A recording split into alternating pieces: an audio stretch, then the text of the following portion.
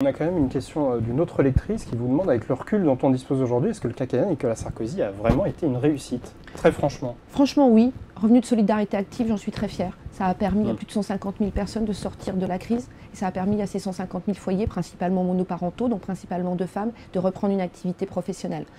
Augmentation de 25% de l'allocation adulte handicapé, augmentation de 25% du minimum vieillesse, réforme des retraites, moi j'y suis très attachée, ça a permis de sauver le système de répartition, réforme du service minimum dans les transports. Aujourd'hui, si on peut se déplacer, y compris en période de grève, on n'a pas remis en cause le droit de grève, mais on peut se déplacer, c'est grâce à ce quinquennat et on va poursuivre. Moi je suis très fière de ce quinquennat, on n'est pas allé au bout de ce qu'on aurait souhaité à cause de la crise, mais je refuse de rentrer dans un dispositif de mea culpa par rapport à ça, je suis très fière de ce que nous avons fait.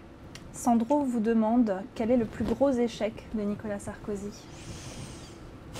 C'est compliqué à dire, si vous voulez, personne réussit tout. Il l'a dit d'ailleurs hier le président de façon très sincère, je crois.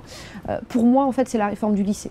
C'est-à-dire qu'on devait faire la réforme du lycée dans le cadre de notre plateforme sur le quinquennat. On ne l'a pas faite parce que le président a considéré qu'il y avait des mouvements de jeunes importants à ce moment-là. On a toujours en rémanence le drame de Malik Oussekine, ce qui s'est passé à ce moment-là. On ne souhaitait pas qu'il y ait des difficultés. Donc c'est vrai que cette réforme-là n'a pas été faite, elle a été abandonnée. Pour moi, c'est un échec.